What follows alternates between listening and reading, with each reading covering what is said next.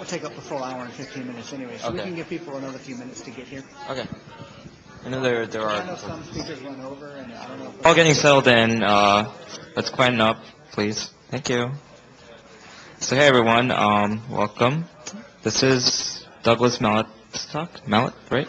Mallet. Okay, Mallet. So who here ever dreamed of becoming an astronaut? Raise your hands. Quite a few of you. Okay, for those who didn't raise your hands, what did you dream of? You. Okay, sure, go.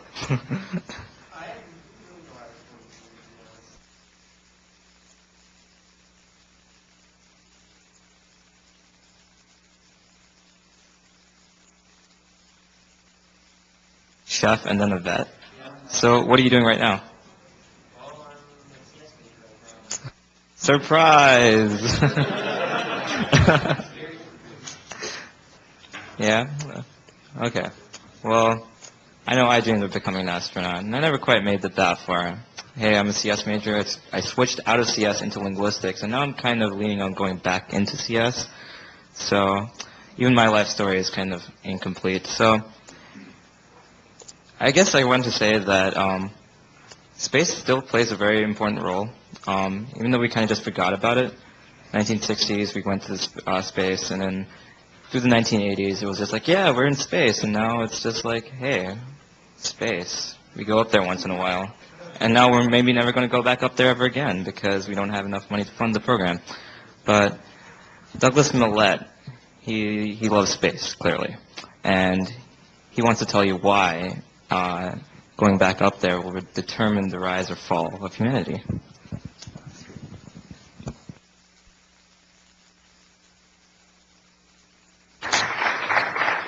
Testing, 1, 2. Am I on? Are we working? Good, fantastic.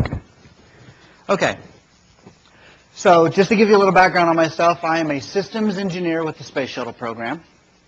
I work in Houston, Texas with the Boeing Corporation as one of the subcontracted representatives that work on the Space Shuttle program.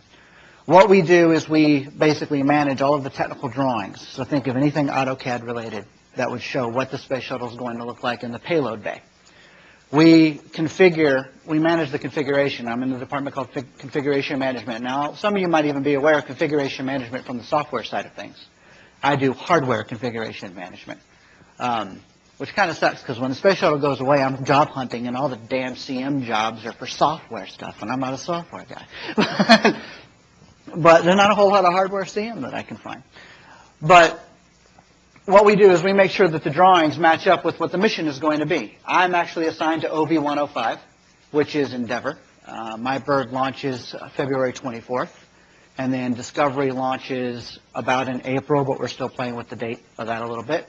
And we may get another Atlantis flight around June. Congress gets to determine that one, so let's not hold our breath. So that's what I do with space exploration now, but that's not all I do with regards to the space industry. I did write a space advocacy book, and I have a couple of them up here if anybody's interested at the end. So what does this book do? The problem with, and as much as I love my comrades, a lot of scientists and engineers don't have the foggiest clue on how to explain the importance of space without going over everybody's heads. I have been blessed, one could say, with the ability to make the complex non-complex. And so I explain in the book why space exploration and development is so important. And so that's kind of one of the things I'm going to talk about today. Why is it important? What does space exploration and development provide us? And I'm not just talking satellites for communication, although that is obviously a huge part of it. But other technologies that, if you don't challenge yourself in an extreme way, going to the moon, going to Mars, going to an asteroid, then you're never going to accidentally invent something that could be used back here on Earth to help humanity or to help the mission. So you always have to raise that bar. If we stop raising that bar, we are going to roadblock ourselves. So the first thing we have to look at is, why do we explore in the first place? What is it about the human creature that causes us to want to go to that over that hill and hope that whatever's on the other side of that hill doesn't want to eat us. The first step would be curiosity. We just want to know. Ask any mother of a young child how many times she has to tell him or her to get out of the big giant box with cold stuff in it. The refrigerator. Huh? What's in there? And then the milk falls on their head. You know? But the kid wants to know. Or starts playing around the stove. Or goes into the closet. Where did the kid go? I don't know. He's investigating the vacuum cleaner. Don't know how he got in there in the first place. But, so curiosity. What is over there? And through that curiosity, we end up expanding our knowledge base. We start to learn more things about ourselves. We start to learn how we think, how we operate, how the environment reacts to us, and how that environment works in the first place. And it's also a step in social development. You go from the individual caveman to exploring around and finding some friends, to, well, let's make a village, to, I want to move to the suburbs. This is too congested. But that's part of the exploration development, is it not? You end up finding circles and groups and developing communities, and that is part of the process. But one of the best reasons of all, to me anyway, and most people do agree with this, is adventure and excitement. And yes, I did put Indiana Jones on the slide. I guarantee you, and I know because I talked to them before, if you ask any astronauts, I'm on a bowling league with the pilot of my shuttle that's getting ready to take off. So they will tell you it is one hell of a ride. And it is something that they will never, ever forget. And it is fun, it is exhilarating, it is exciting, it is dangerous. But it is also important what they do. And they know that. They're very fortunate to have the credentials, to have the education, to have the ability to do these amazing things in space. And we are now getting to the point with the development of commercial space with your Virgin Galactics and SpaceX and XCOR, to where we are now starting to come over the hump to let other people, average people, regular everyday people, get into space. Yes, the ticket price is going to be $200,000 to suborbit. But if you look back in time, the original aircraft across the Atlantic was expensive too, relative to the economics of the time. So it will come down. But what can space help with? What are some of the things that space has given us that, unfortunately, a lot of people have forgotten about? Space seems to be on the back burner of a lot of people's minds, but they don't realize that space is on the front burner of virtually every single thing they do every single day. But it doesn't register because it's not. The media is more interested in the most recent Paris Hilton or Lindsay Lohan escapade than they are about covering a 14-day shuttle mission and all of the special stuff that's going on in space and the technologies that end up filtering down to help us every day in our lives. So one of the things to talk about would be education. If you're going to do something as complex as space exploration and development, you're going to need a solid foundation of an education in order to accomplish that. So whether it's a technical trade, bachelor's, master's, or a PhD, there are different levels of education that are beneficial in space exploration and development, in the space industry as a whole. So what would the educational passion be? What would the education drive be for this kid or those kids if they knew without a doubt, that is where they could be going? It's one thing to think, well, maybe we might get a moon base one day or we might get a Mars base. But if we actually had a real solid push to get this done, you would see a lot of imagination and a lot of passion come out towards getting the educations to make that happen. Turning sci-fi into sci-fact, which is basically what we do, right? We imagine this ludicrous stuff. We're going to go orbit the planet. We're going to go to the moon. And then we do it. And we end up inventing a whole host of technologies to get it done. Technologies that end up helping the medical field, end up helping local transportation, end up helping advanced computing. So it's not just building a big fat rocket, which is fun. but it's also about all the other things you end up getting out of it, such as the technology. So what I'm going to talk about right now are some of the technologies that space exploration, the space industry, either has a hand in, had a hand in, or influenced in some way or another. And I'll try to put stories to these as well. Memory foam mattress, right? Everybody knows that. That seems to be like that and Tang. Did you know that the space industry had a large part in developing plasma televisions? Did you ever thought of that one? It's actually a zapper. It'll get rid of the acne.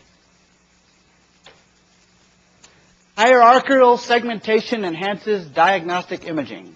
In other words, brain scans. Largely developed because of the radiation testing and whatnot on how to study the skins of spacecraft in the radiation environment of space. Ends up developing technologies that help scan people's heads to diagnose and help the medical industry. There's one for any artists. Corrosive gas restores artwork and promises a myriad of applications. That's the thing that's beautiful about the space industry. You might have this one target. We want to do this. By the time you reach that target, you found out that you can use that same technology to do that, and to do that, and to do that. And the next thing you know, you've got a broccoli tree of things that come off of what the original mission was. Additive transforms paint into insulation. Insulated paints. How many of you are familiar with insulated paints? Have you ever heard of it before?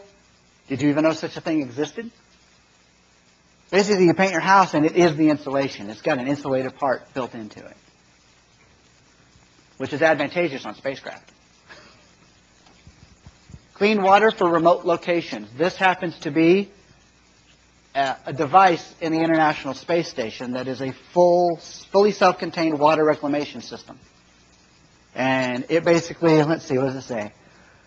Hardware that allows constant supply of clean water for 4 to 6 crew members aboard the ISS.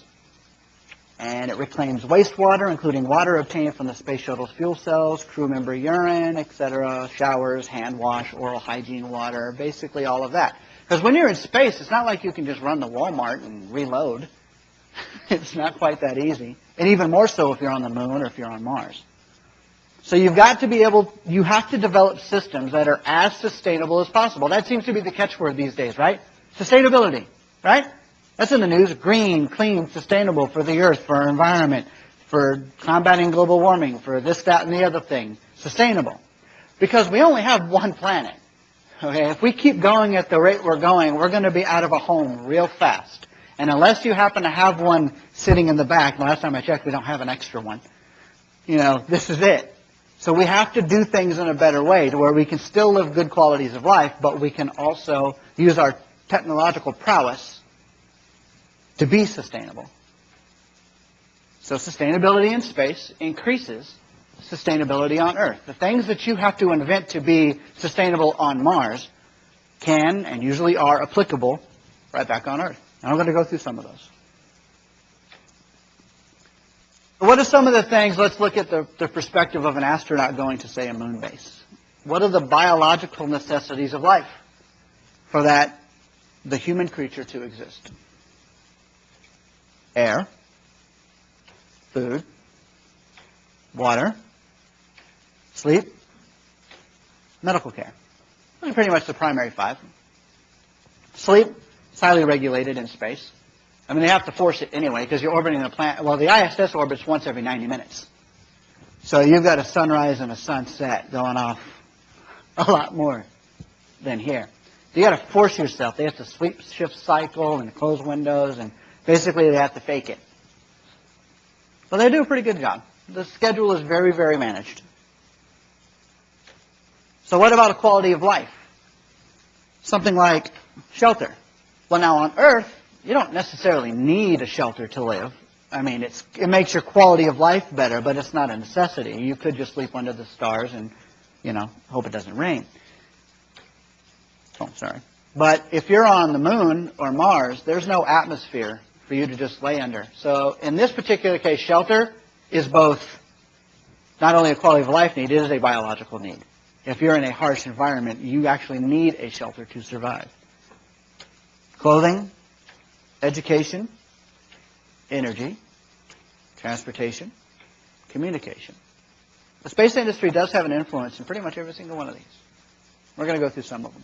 Just to give you a greater appreciation of what the space industry does. And hopefully, if anybody ever says in the future, why are we spending money on space when we could be doing something else with the cash? Yeah, like what? Going to Starbucks? Do you realize that last year this nation spent just about as much on Starbucks and Dunkin' Donuts as the entire NASA budget? Okay? So that's disturbing. About $18 billion. Abundance.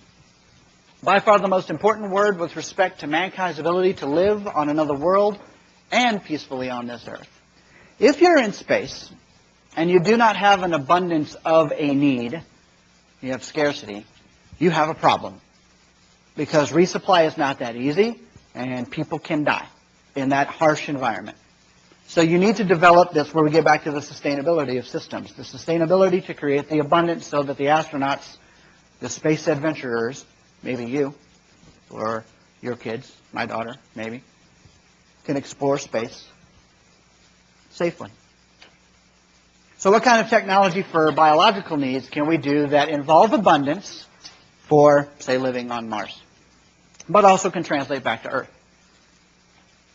So biological needs, air. Well, that's pretty abundant, unless we chop down every single tree on the entire planet. Well, and we need to do a really good job of making sure that the air we have is clean and breathable and whatnot. But if you're here, you have a closed environment, so that's where you have recycling and scrubbing of the air. So you have to invent special filters to help accommodate for any nasties that could be floating around in the air. So what if you're here on a moon base? Well, you can do things a little bit differently. You're still going to need the scrubbing and the recycling of the air, but you've also got water, and you can use electrolysis. Anybody aware of the huge moon water find that was recently in the news because of LCROSS? Anybody familiar with LCROSS? Where we basically flew an SUV into the moon. Pissed off a lot of crazy people. Say, oh my God, we're going to destroy the moon. Why are we bombing the moon? Well, you know, if anybody had half an IQ, they could look at the backside of the moon, which we have pictures of, and it is loaded with pockmarks because the moon is our shield. It gets hit frequently, all the time, by things larger than what we slammed into it. The only difference is we did it on purpose so we could study it. When nature does it, it's kind of, you know, good luck finding out when that's going to happen. So we flew the SUV in, created a poof, and then flew the scientific instruments right behind it, and then it went right into the same hole. Well, yeah, you think, well, that's kind of a waste. Yeah, but the science we got off of that was amazing. We found out that the moon actually has a lot more water on it than we ever thought possible. That water can be used to be water to drink for your systems. Also be split into hydrogen and oxygen, one to breathe, one for fuel.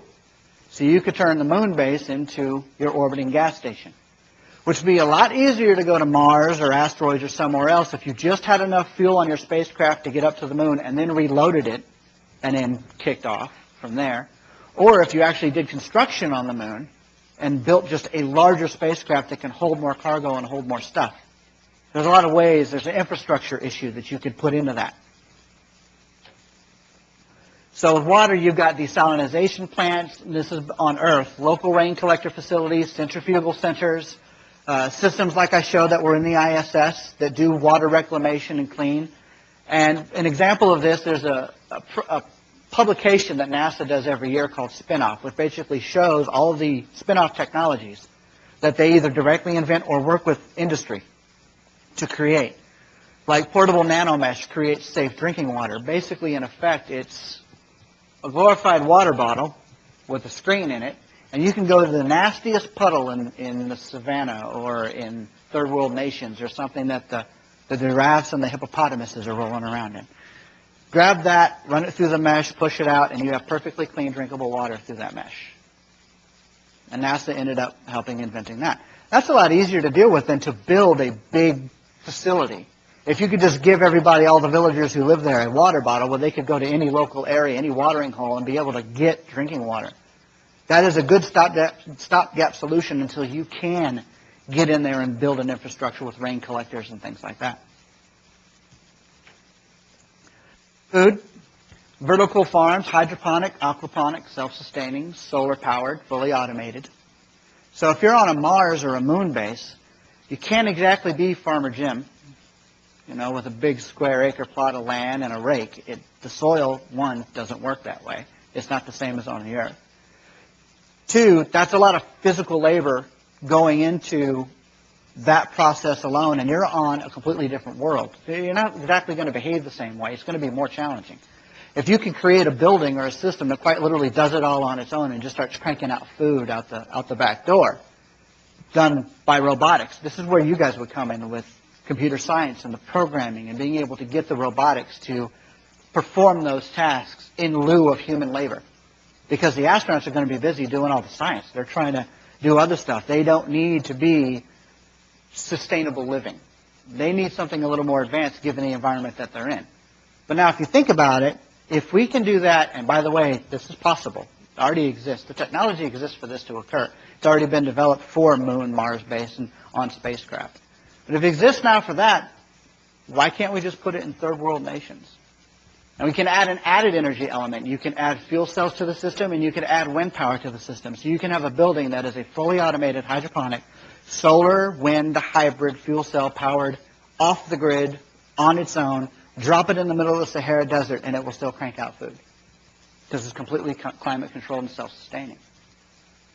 You want to fix world hunger? Sleep, we kind of talked about that with the mattresses and whatnot, and the regulation that goes involved. And if you're on a different world, you're not exactly running on Earth cycle. Medical care. Earlier on, actually, the previous gentleman was talking about the needle. I don't know, who was in here for the last talk?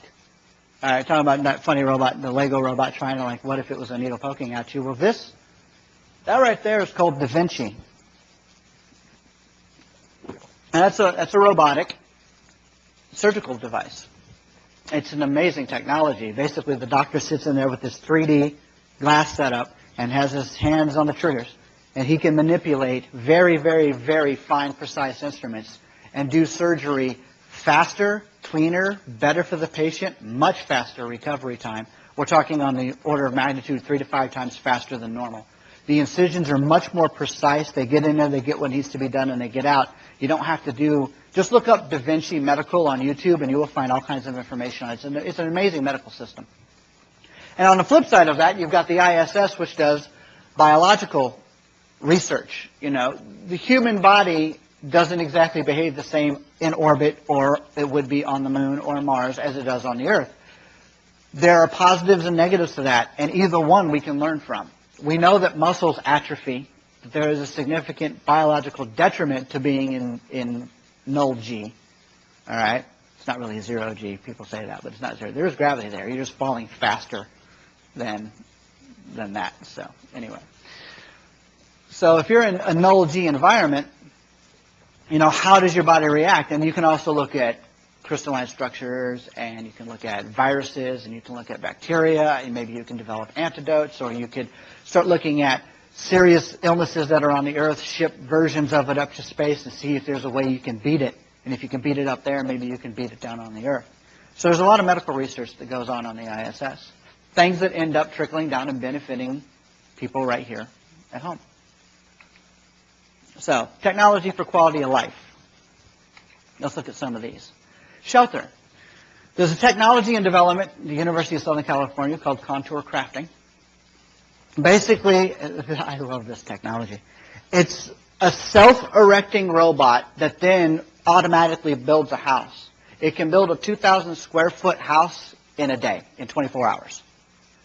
All right? 2,000 square foot house in 24 hours. Okay? So basically, it's a huge 3D printing machine in a way. It just kind of lays this thing out. You basically and this includes electrical and plumbing. This isn't just building walls. This thing can also plumb and set up the electrical and all that in the house. You really only need Like what do we have in the picture? The cute little picture here, we got one dude at the computer station going, all right, make sure it's not going to break. Another guy going, I'm going to get the coffee. All right? So you got two guys. How many people does it take to build a house now? Jimmy Carter. All right. A construction crew of what? 20 or 30 people or so? Yeah, it depends on how fast you want to get it done, too, but a typical house. Now, look at how much waste is also involved in that construction process. There is a lot of money blown, resources blown in the traditional method. We've got to kind of start getting away from our traditional passions a little bit and start looking at the smarter, better, cleaner, faster way of doing things. I just want, and this would be significantly important on a moon base or a Mars base, right? Because what if you would want to send the robots first to kind of set up your initial infrastructure. Then the astronauts can show up and kind of fine-tune whatever they need to fine-tune after that. But you don't want to send the astronauts with hammers and shovels and have them build everything from scratch. It's going to be a harsh enough environment as it is. You're going to have a lot of extra supplies to make that happen. If you can do it robotically first and at least set up the initial basic infrastructure, then you've just made the process a lot easier for the human element. Now, think about Haiti and what happened in Haiti with the earthquake. Wouldn't it have been amazing if after that fiasco, after that happened, you cleared off that entire plot of land, dropped 5 or 6 of these machines, and just cut them on, and they went chkunk, chkunk, chkunk, chkunk, and just started building houses one every 24 hours. Actually, you have them in a row. So you have like 4 or 5, so you're doing 5 houses a day. Those people, there are people who still are living in tents in Haiti. And it's been how long now? Imagine if we had this running regularly since then. The whole damn city would have been rebuilt by now. And this is simple, fun little geometry it's showing you. This technology can do much more complex.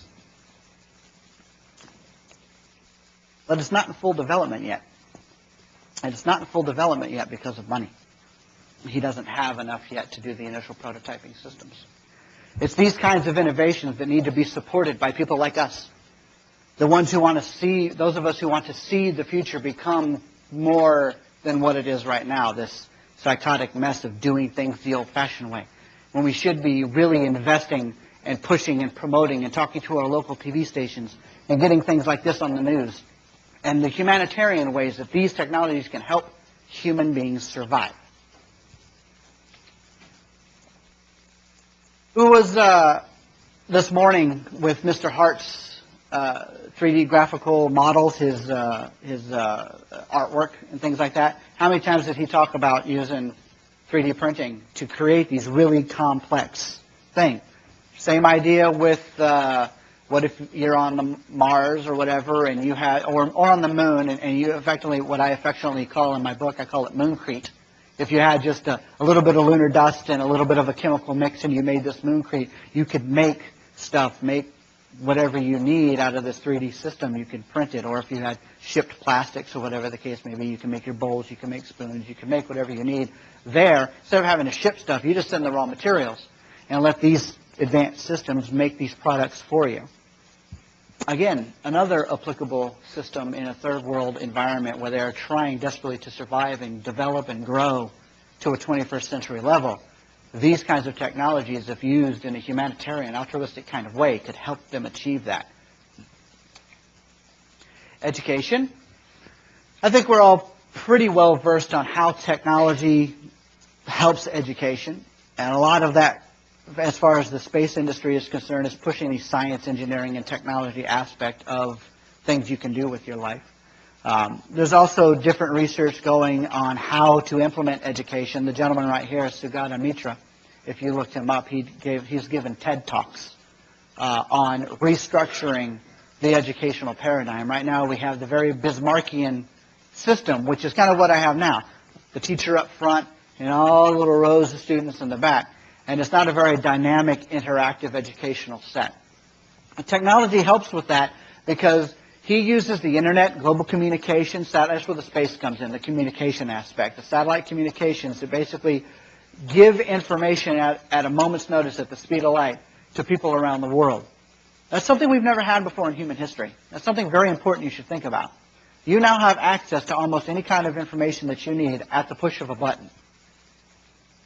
That's makes the world a very small place when you have that potential, which is good. Then you have energy, clean energy, not dirty burning stuff, the caveman way of doing things. I mean, we've harnessed the power of the atom. We understand the electron. This is the age of the electron. Let's use it. So you've got your solar.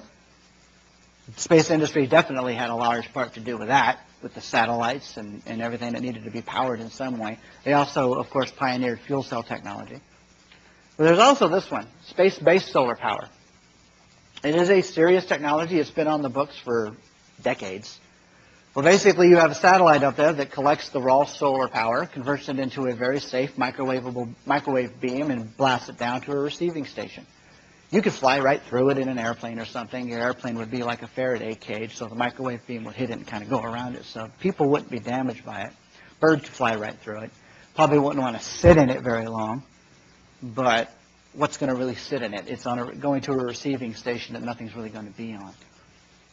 And so if you did research on space-based solar power, there's no limitation. What's the limit to natural solar, to ground-based solar?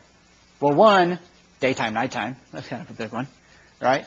Or clouds, rain, different environmental restrictions that are going to impede the efficiency of that system. Space-based solar power, it is set up in a geosynchronous orbit so that that satellite 24/7, 365 is getting hit by the sun, and it is always beaming energy back. And you can also rotate the satellite so that it can hit multiple receiving stations in a circle, and you can charge battery banks in villages and towns and just kind of rotate it around. So it is a very mobile, covering a large range power system. This is a really good technology, the Bloom box. All right, if you're not familiar with that, I highly recommend you just take a look at it. It's an amazing technology, kind of a part space application, part private industry. NASA does a lot of that partnership with private industry. Wind. People think wind, all they think is big giant windmills going around. I happen to be a huge fan of vertical towers.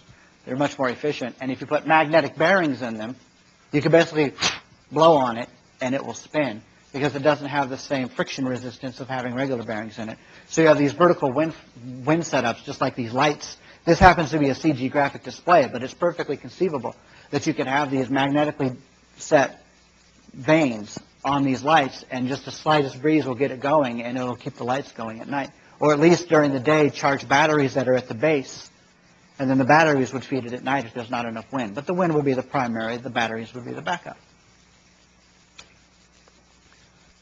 Wave. People forget that we can harness energy out of nature. See, there's a lot of clean energy options. We're not looking for one super duper omega source of energy. It's all of these in concert work together based on the geography of where you are. They have one of these in Ireland that's working. Tidal. Tide goes in, tide comes out. You can harness the power of that. Geothermal. Iceland has a lot of geothermal. Depends on where you are. Geothermal is not going to be good in some cases, but then you might be able to use the wind, or use the wave, or use fuel cell. And I'm talking on like individual home levels. Imagine if every single house in, say, Chicago had these systems kind of part of them, so that almost every building was a source, not a sink. So then your big buildings might be able to feed off of all the power, so each house is its own power supply for the entire city. That is a more integrated, interactive, and when you add the computer science bit of communication, all the houses talking to each other, kind of that live, active grid, where everything's kind of shifting energy as needed, then you end up having a much more dynamic and robust energy system in the city that's totally clean and pollutes nothing. Let's go to transportation. Okay.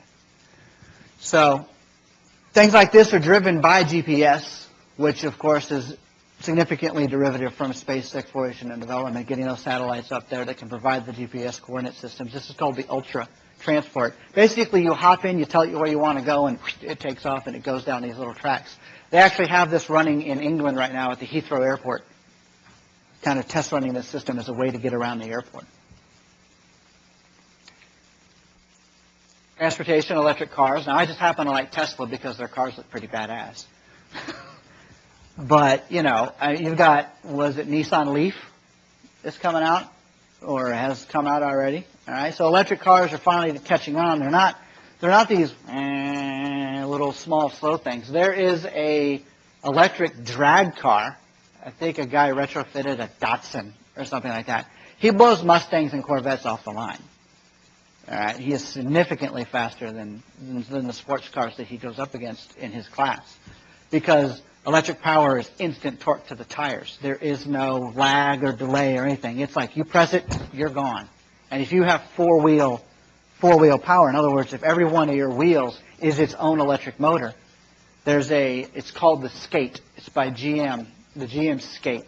And it's basically just a frame of a car, but inside each wheel is its own motor, and all the fuel cell batteries are inside the frame. It's about yay thick, and that's where all the batteries are. So you can literally put on top of it whatever car look you want. The frame stays the same. I want to drive a pickup truck today, so you put the truck on there, or you put the sports car on there, or the sedan on there. You can kind of set on it whatever you want. It's almost like Lego car, right?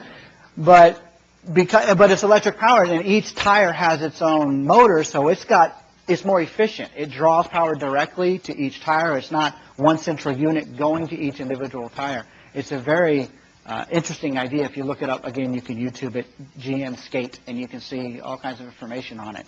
And so you've got electric cars are coming out. And of course, what does the space industry have to do with this? Well, who do you think really invented a lot of the fuel cell batteries and everything that were necessary for, I don't know, the Apollo missions or the ISS or, you know, any of the battery systems that are in satellites that are going to be up for a really long time? So that's where a lot of that comes from. And then private industry says, ooh, I like that idea, and then they run with it. Then you've got robotic and or GPS-driven cars. This is the Stanford car, severely marketed by Red Bull and Intel and Volkswagen and a whole bunch of other things. But, you know, it's a car that completely drives on its own. You know, you just hop in to where you want to go, and it does its thing. You know, is that ready yet for showroom floor? No. Can it be? Yeah. Absolutely. You guys could even end up being the people that works on the technology to make this stuff smaller and more integrated and better. Mobile sidewalks. Now you're like, what does the space industry have to do with mobile sidewalks? Well, why don't we have them outside? Like, seriously, why don't you just have a sidewalk running down that you can just hop on and hop off? One of the primary reasons is materials. Rain, sun, you can't use rubber, you're going to end up cracking, it's going to wear out, you can have all these environmental elements. Well, material sciences that go into the space industry, they have to invent or make up advanced materials for these really harsh space environments. Environments that are even more positive and negative on temperature scales and everything else than what you have on Earth.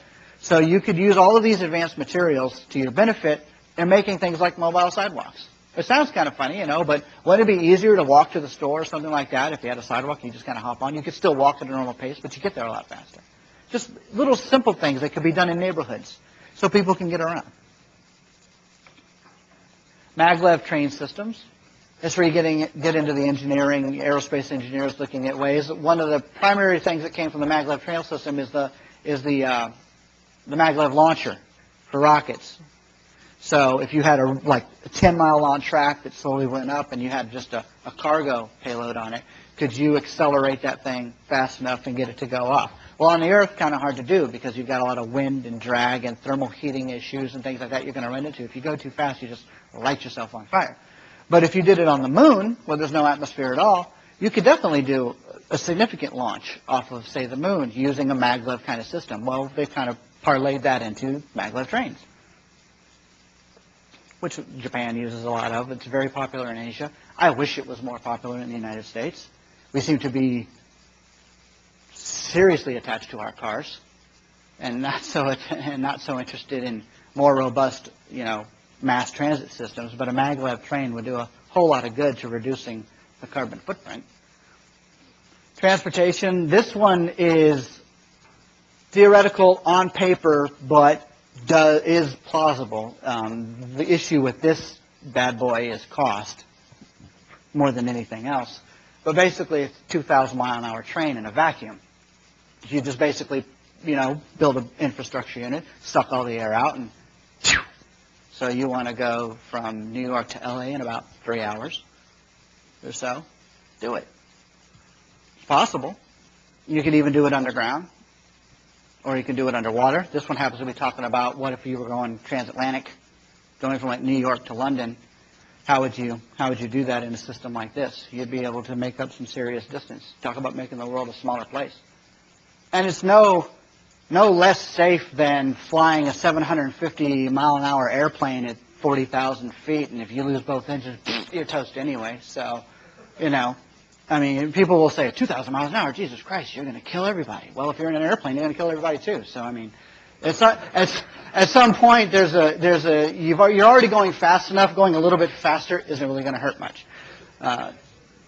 Plus you're in a vacuum and all that other stuff. So even if all the systems did die out, all you do is just coast for a really long time. And you can apply manual brakes and things like that. You might totally burn the brakes out, but you're in a vacuum, so nothing's going to catch on fire.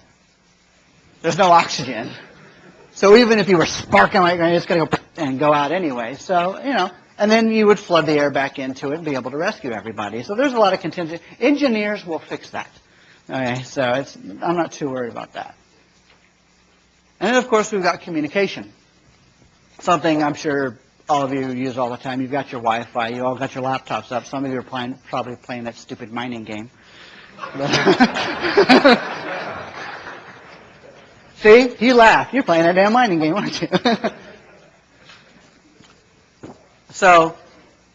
But communication is tremendously important to being able to convey this kind of information globally to an audience that otherwise would not have access to it. It's very important to understand it is our communication, not just talking face-to-face, but going over the internet with videos, lectures, educational systems, blueprints to help other individuals build things and do things around the world that allows us to share technology and make the world a better place.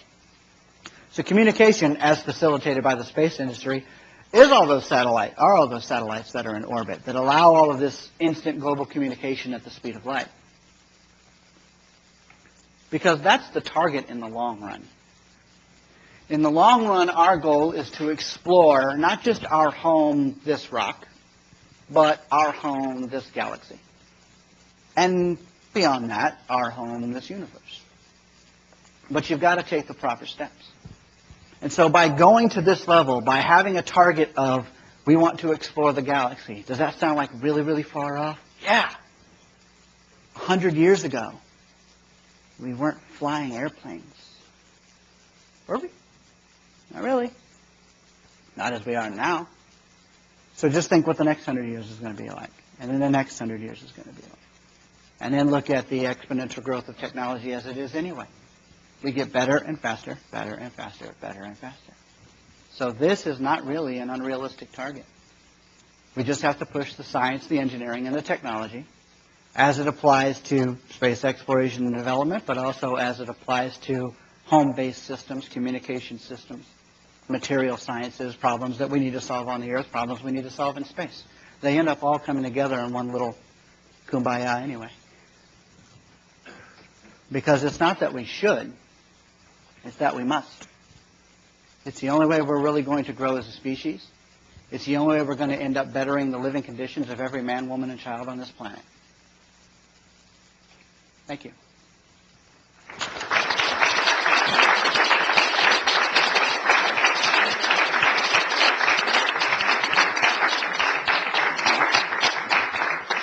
All right. Questions here in a second. Also, if anybody is interested, I go into a lot more detail and cover other subjects. Shameless self-promotion.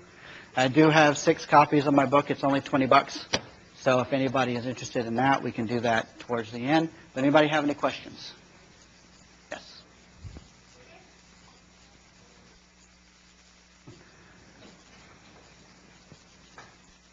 All right. Thanks, Dr. Phil.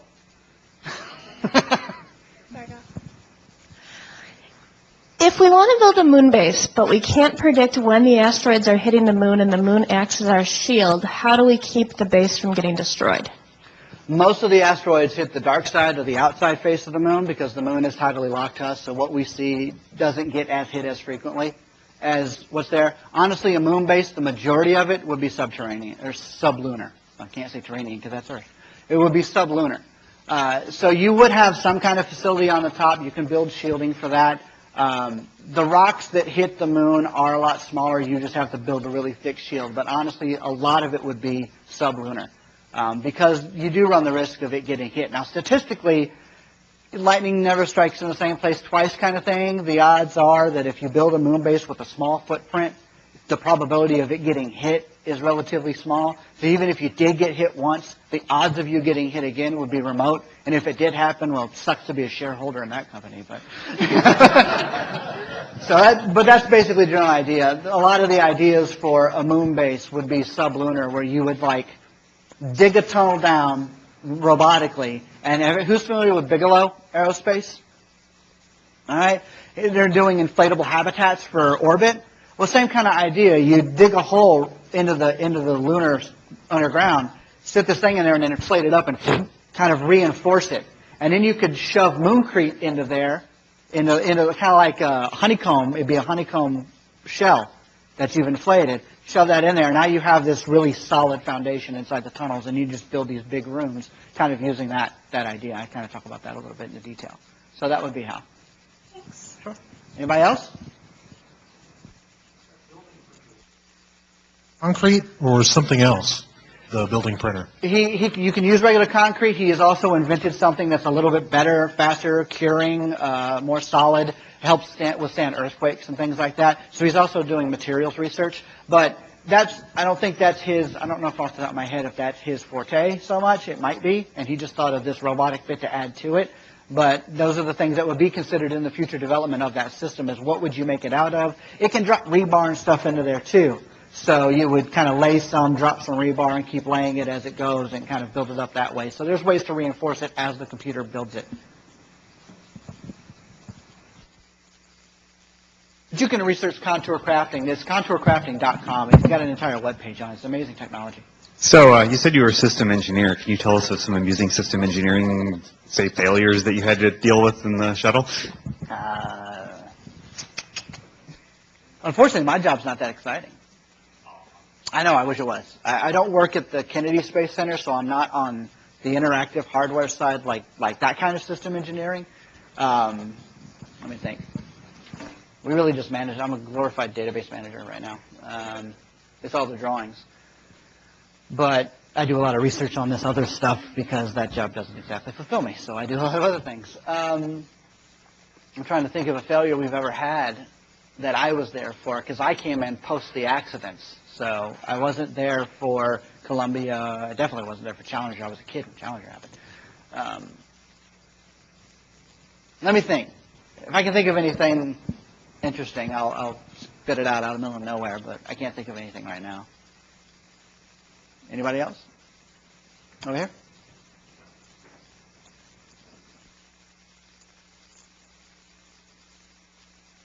I wholeheartedly agree that all kinds of basic research, like going to the moon, should be funded. But why should space exploration be funded any more than other kinds of basic research, such as biology or chemistry? Because all kinds of things serendipitously come out with things that help humanity.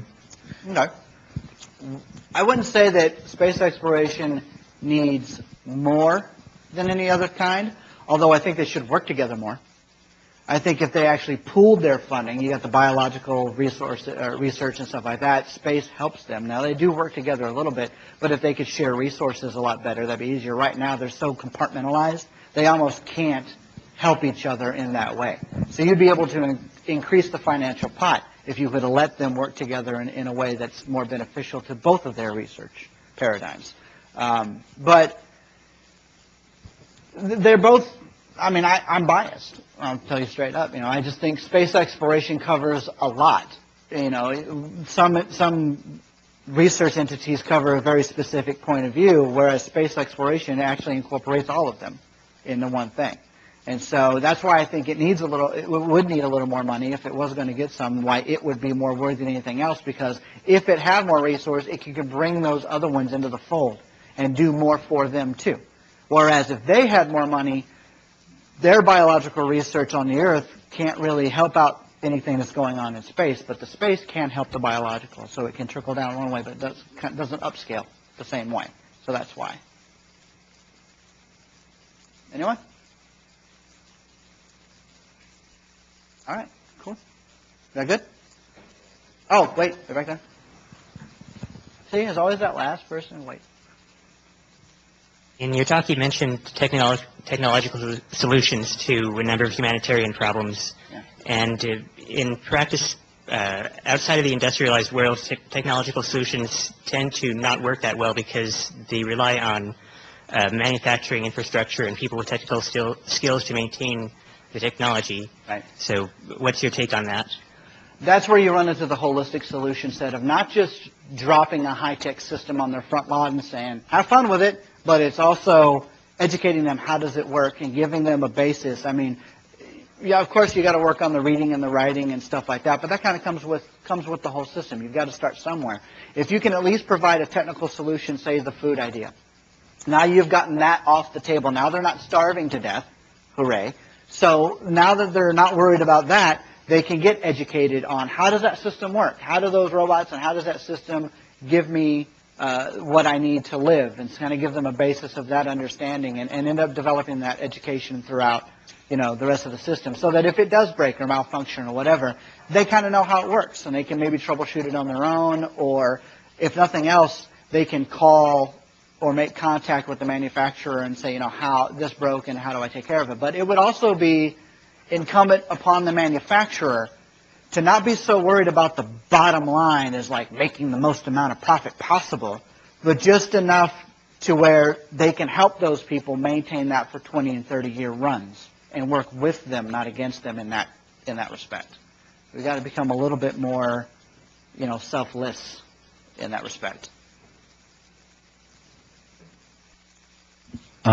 You had mentioned before how, obviously it's been a while since we first went into space, and the general public has sort of become apathetic to space exploration, which is probably a large proponent in, why there's funding issues and whatnot. It would seem that sort of making space popular again would be the forefront, in getting that funding back. Is that something that, do you guys have a PR department that you have focusing or something? I mean, because just working on all the technological things and saying these are the great things that we can do, when you have, as you said, people like Starbucks, that's why they spent as much as, the budget on it. If we had their marketing campaign, would space exploration be a lot better? Is that kind of what you're hitting at?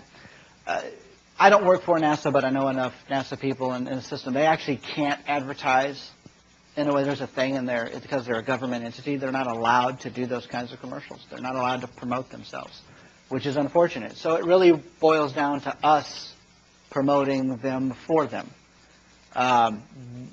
With all the technology and passion that we have at our fingertips to really push space exploration and development, or just what the space industry does for everyone, there should be no shortage of knowledge among the American population or the general population of the world as to what space really means to them. Would I like to see a bigger, more robust advertising campaign that really shows people what it's all about? Yes, I would love that. It doesn't exist right now, and I think you run into funding issues, and I won't get too much on a political bandwagon, but I think a lot of those people don't know they're from a hole in the ground when it comes to really what the engineering, science, and technology means to the future of this nation and the world in general. It's like they're more focused on next year's election than they are about actually sustaining a long-term program. If you look at the Apollo mission, that was an 8 or a 10-year, by the end of the decade, it'll be done. You look at the asteroid mission that's been proposed, maybe by 2030. Okay, how many presidential cycles are we going to go through between now and 2030? Do you think that idea is going to last? Not when the next president is always trying to retool and rerun, or the next Congress is trying to change it and make it their own. So we have to come up with something that is a lot more hard-hitting under a much shorter time frame, or else we're going to keep cycling wheels, which is why I'm big into commercial space, because they're the ones, the Virgin Galactics and the SpaceXs and the Bigelow Aerospaces are going to be the ones to really follow on with those serious large-scale projects where I think the government is starting to falter. All right. Cool. Well, thank you, everybody. I appreciate it.